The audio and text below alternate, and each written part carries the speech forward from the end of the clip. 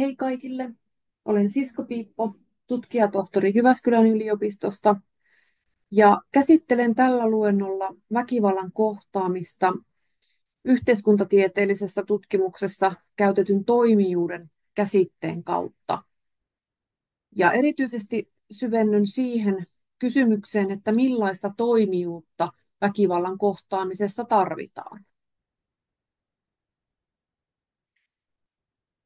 Jos ajatellaan tätä kohtaamista ammatillisena tapahtumana ja tilanteena, niin on hyvä ensin tehdä selväksi, että mitä tarkoitetaan kohtaamisella. Ja tässä esityksessä, kun puhun väkivallan kohtaamisesta, niin tarkoitan sillä väkivallan tunnistamista, väkivallan puheeksi ottamista ja väkivaltaan puuttumista. Väkivaltatutkimuksessa käytetään jonkin verran myös käsitettä väkivaltatyö tai lähisuhdeväkivaltatyö. Itse olen ehkä käyttänyt enemmän tätä väkivallan kohtaamista liittyen ihan siihenkin, että se, että miten väkivalta kohdataan vai kohdataanko sitä, niin vaikuttaa myös siihen, tai on yhteydessä myös tähän väkivaltatyöhön, että tullaanko sitä välttämättä koskaan sitten tekemään. Ja jos me ajatellaan tätä kohtaamista, niin siinähän työntekijä kohtaa luonnollisestikin asiakkaan. Ja kohtaaminen tapahtuu siis asiakkaan ja työntekijän vuorovaikutustilanteessa. Ja sitä kautta kohtaaminen on osa työntekijän ammatillisia velvollisuuksia ja vastuita. Mutta samalla kun työntekijä kohtaa asiakkaan, niin hän kohtaa myös väkivaltailmiön.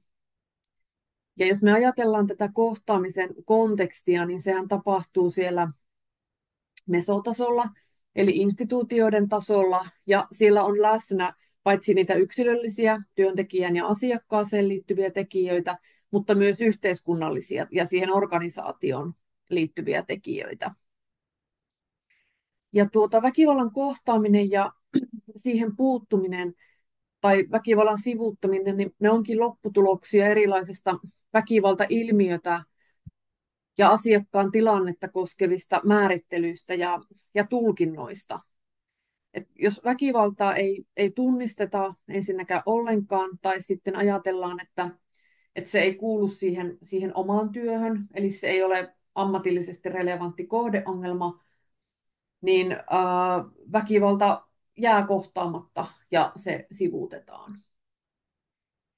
Ja siinä mielessä nämä väkivaltailmiötä koskevat määrittelyt ja tulkinnat, niin ne ilmentää erilaisia käsityksiä, ei ainoastaan väkivallasta ilmiönä, mutta myös siitä, että miten työntekijä määrittää ja tulkitsee niitä omia ammatillisia oikeuksia ja velvollisuuksia ja vastuita näissä kohtaamisen tilanteissa. Ja sitä, että miten hän niiden pohjalta lähtee tekemään sitä arviota, että mitä asiakkaan tilanteeseen puuttuminen tai siinä toimiminen edellyttää, millaisia toimenpiteitä.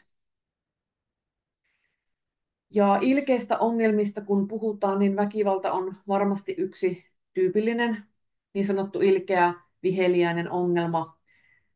Ja ei mennä nyt tähän sen tarkemmin, mutta ihan lyhyesti, jos me määritellään, että missä mielessä väkivalta on ilkeä ongelma, niin väkivallasta kun puhutaan, niin ei ole mitään hirveän tarkkarajaista määritelmää. Ja usein väkivalta linkittyy myös muihin asiakkaan elämässä oleviin sosiaalisiin ongelmiin. Voi olla todella vaikea nimetä yhtä ainoaa ratkaisua, joka olisi oikea näissä asiakkaan tilanteissa. Ennemminkin voidaan puhua joko vähän paremmin tai huonommin soveltuvista ratkaisuista.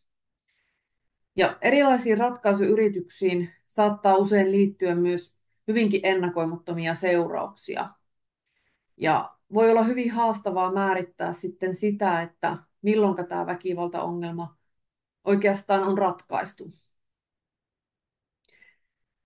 Ja työntekijän näkökulmasta niin väkivaltaongelmaan puuttuminen tarkoittaa kuitenkin sellaista eräänlaista aktiivista toimijuuden vaadetta ja velvollisuutta toimia, joskus hyvinkin akuutisti eteen tulevissa tilanteissa, vaikka työntekijällä ei välttämättä olisi ihan ihan varmaan siinä tilanteessa, että miten pitäisi lähteä etenee ja mitä hänen tulisi tehdä.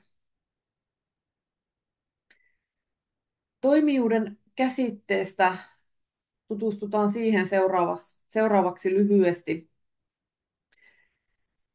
Niin tässähän keskeiseksi nousee, kun puhutaan toimijuudesta, niin se ei ole jotakin sellaista yksittäistä ominaisuutta, joka työntekijällä jotenkin valmiina olisi tai jonka hän voi jotenkin itselleen ottaa. Et se on enemmänkin sellaista, mitä yksilö tekee tai toteuttaa tai saavuttaa. Ja sitten kun me edelleen ollaan sillä instituution kontekstissa,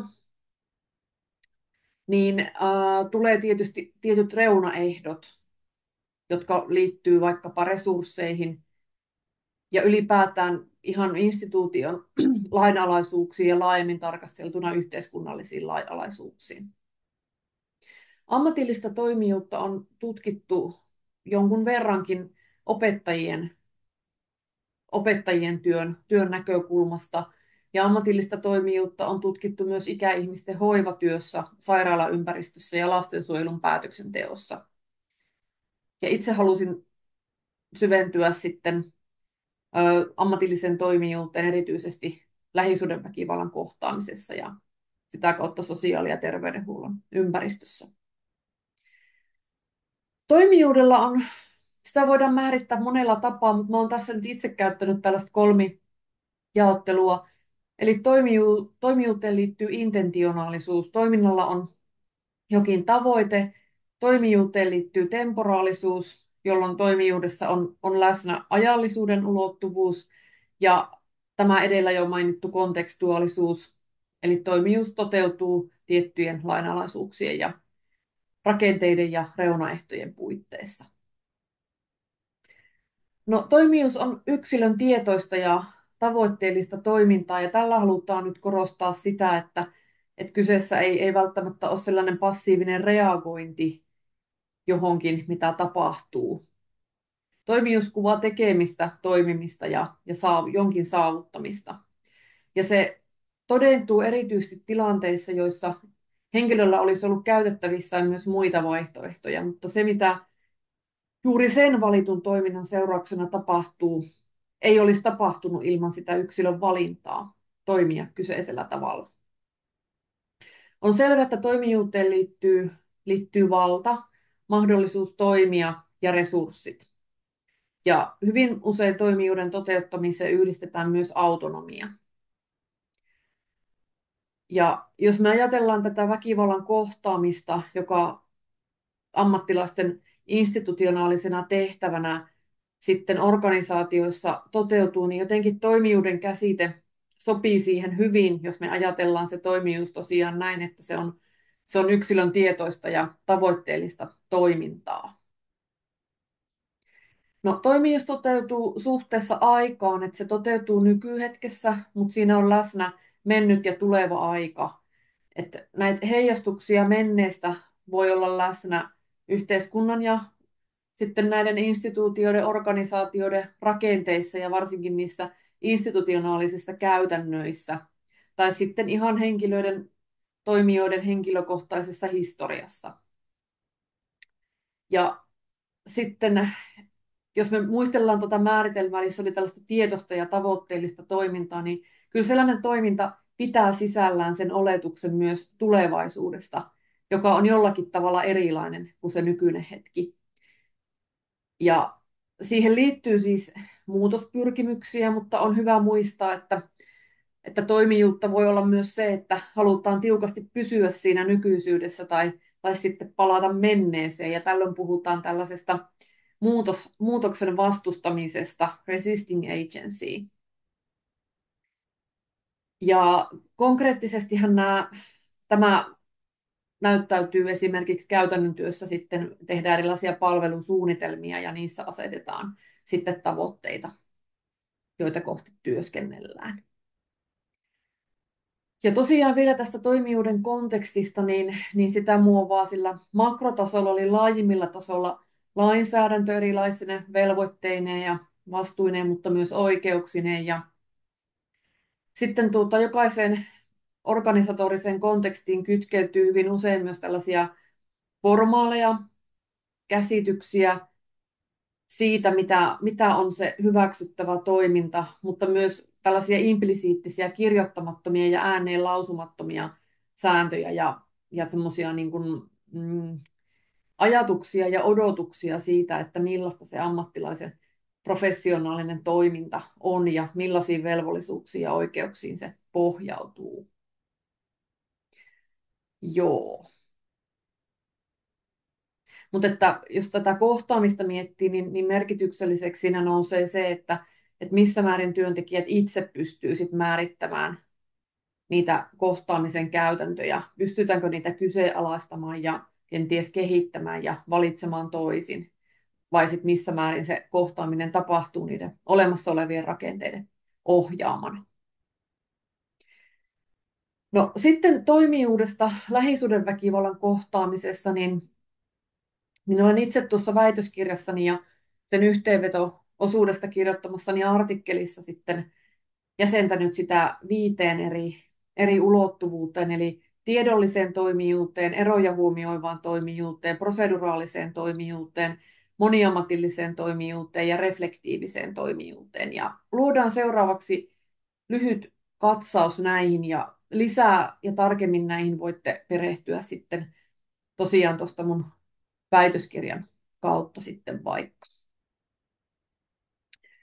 No, tiedollinen toimijuus viittaa niihin tiedollisiin ja taidollisiin resursseihin, joita väkivallan kohtaaminen sitten edellyttää. Ja olen sitä itse jäsentänyt niin, että se edellyttää tietoa väkivaltailmiöstä, väkivallan sukupuolistuneisuudesta ja monimuotoisuudesta, mutta myös tästä haavoittavasta dynamiikasta, se, että mitä seurauksia väkivallalla on ja miten se vaikuttaa sen kokijan kykyyn tehdä päätöksiä, hakea apua ja tehdä erilaisia valintoja ylipäätään elämässään. Mutta sitten tämä tiedollinen toimijuus ilmeni myös sellaisena ymmärryksenä siitä, että lähisuhdeväkivallan kohdalla kyse on sosiaalisesta ongelmasta, ei niinkään perheen yksityisasiasta. Ja myös sellainen perusymmärrys siitä, että mitä se tarkoittaa tällaisena oikeudellisena ja ihmisoikeuskysymyksenä. Ja tämän kautta muovautuu työntekijälle se ymmärrys siitä omasta velvollisuudesta ja myös oikeudesta puuttua ja kohdata väkivalta. Ja siinä nimenomaan, mitä se tarkoittaa siinä omassa ja sen oman perustehtävän näkökulmasta. Ja tämä on merkityksellinen sen takia, koska lisääntynyt tieto haastaa niitä asiakkaan kannalta haitallisia ennakkokäsityksiä, asenteita ja uskomuksia, mitä työntekijällä voi olla väkivaltaan liittyen. No, seuraavana on tämä eroja huomioiva toimijuus, joka on toisaalta osa tuota tiedollista toimijuutta, mutta olen halunnut sen sitten ottaa tähän ihan omana osa-alueenaan myös sitten esille. Ja sehän kytkeytyy kulttuurisiin ja yhteiskunnallisiin diskursseihin väkivaltaongelman yksityisestä ja sosiaalisesta luonteesta ja alkusyistä. Ja tällä voidaan tarkoittaa esimerkiksi sitä, että ehkä käsite intersektionaalisuus on monelle tuttu. Ja tässä yhteydessä se tarkoittaa sitä, että erilaiset sosiaaliset erot, kuten luokka, sukupuoli ja vaikkapa etnisyys, vaikuttavat siihen, miten väkivaltaa käytetään, käytetäänkö sitä, ja siihen myös, miten väkivallalle altistutaan, miten väkivalta koetaan, millainen kokemus se on, tunnistetaanko väkivalta väkivallaksi, pystytäänkö se nimeämään väkivallaksi, ja pystyykö kokija hakemaan sitten apua. Onko avun hakeminen siis vaihtoehto? Ja siihen kytkeytyy ymmärrys siitä, että miten erilaiset ideologiat sekä ihan länsimaissa, hyvinvointivaltioissa, mutta myös sitten erilaisissa muissa kulttuureissa, niin ne säätelee ihmisten käyttäytymistä asettamalla ennakkoon määriteltyjä erilaisia käyttäytymismalleja, jotka ohjaa yksilön toimintaa tiettyyn suuntaan. Ja kulttuuri merkityksellistää asioita tätä kautta joko paheksutuiksi tai sitten hyväksytyiksi.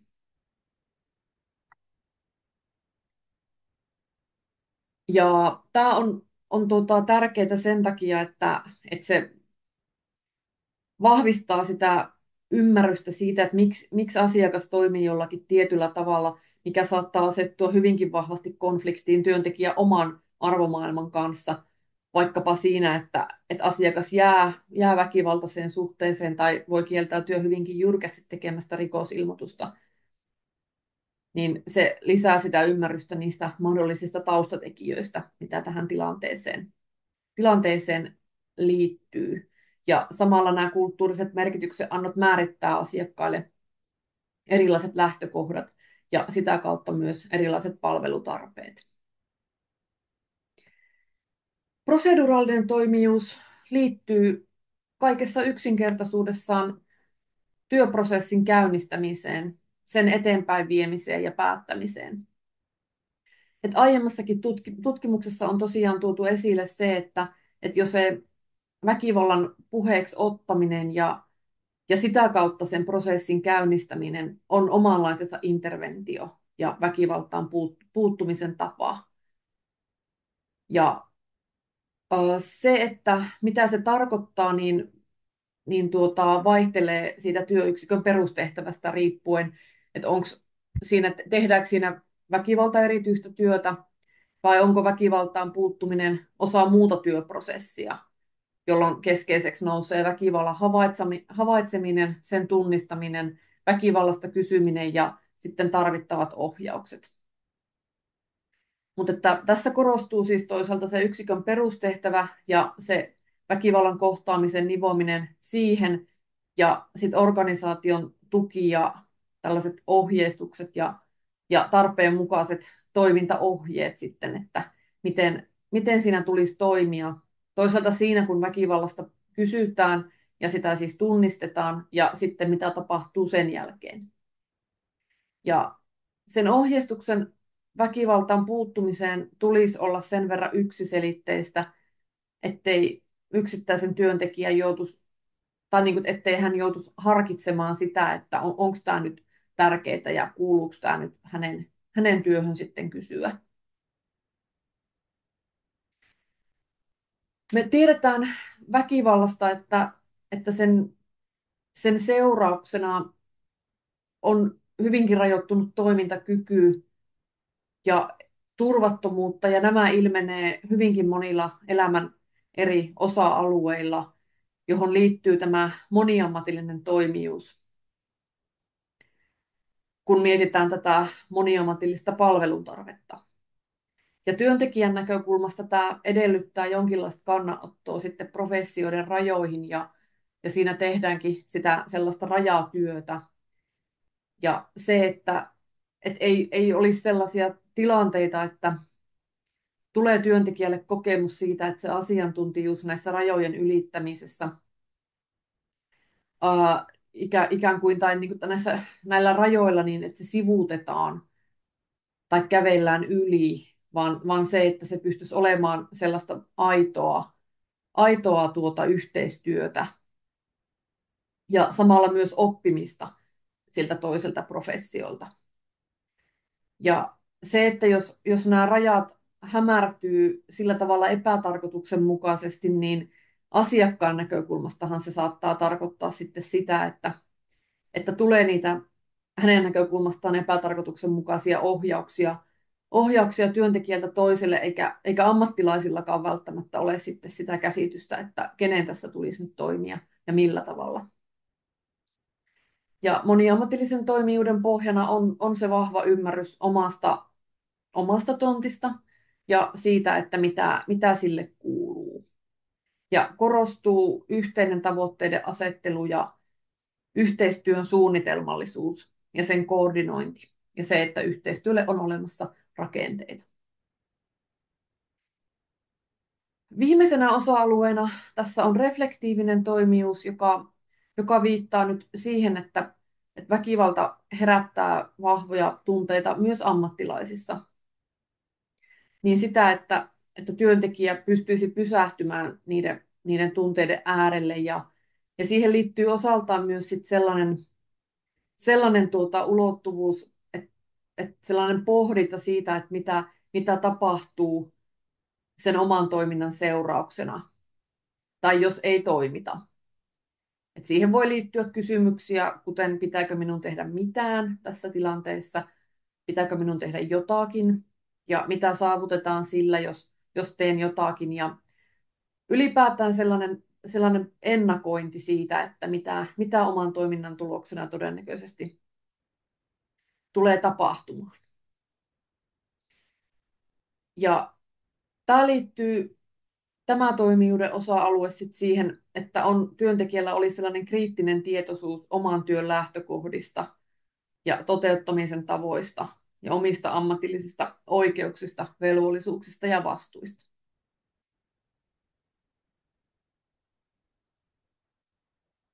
No sitten jos pohditaan vähän edellä käsiteltyä ja vedetään yhteen, niin millaista toimijuutta tarvitaan, niin tarvitaan toimijuutta, joka pohjautuu tietoon. Ja tämä tieto liittyy ymmärrykseen väkivallasta sosiaalisena ja oikeudellisena ongelmana. Ja tarvitaan myös ymmärrystä väkivallan kontekstuaalisuudesta, siitä, miten väkivalta haavoittaa ja rikkoo, ja miten se vaikuttaa, miten tämä kaikki vaikuttaa siihen kokijan toimijuuteen ja kykyyn tehdä päätöksiä. Ja se, että on tietoa ilmiöstä, niin se haastaa näitä väkivaltaan liittyviä ja asiakkaan kannalta haitallisia asenteita ja suhtautumistapoja. Ja mun tutkimuksen perusteella niin olisi tärkeää tuoda väkivaltailmiöön ja sen kohtaamiseen liittyvää affektiivisuutta. Siis sitä, että väkivalta herättää tunteita myös ammattilaisissa, niin työyhteisön yleiseen keskusteluun sellaisena aiheena, josta on lupaa, mutta ehkä myös velvollisuuskin puhua. Ja se, että väkivallan kohtaamisessa tarvitaan näitä valmiuksia, niin nämä valmiudet ja väkivaltailmiöön liittyvä ymmärrys tulisi turvata asianmukaisilla koulutuksilla. Tällä hetkellä on hyvin vähän pakollisia opintoja, jotka liittyisivät väkivaltateemaan eri koulutusasteilla. Tähän tulisi tulla muutosta. Ja nämä tulisi sisällyttää väkivalta-aihepiiriopinnot tutkintovaatimuksiin ja näkyvämmäksi myös ammatillisissa täydennyskoulutuksissa. Väkivaltailmiö, kuten muutkin ilmiöt, muuttuu ajassa ja tänä päivänä erityisesti teknologiavälitteinen väkivalta on yleistynyt ja se, jos me mietitään, me puhuttiin ilkeästä ongelmasta, niin tämä ilkeys ulottuu myös nyt tähän monimuotoistumiseen, että koko ajan kehittyy nämä tavat tehdä väkivaltaa, niin olisi erittäin tärkeää, että ammattilaiset pysyvät sitten kartalla tästä kehityksestä ja väkivallan erilaisista muodoista.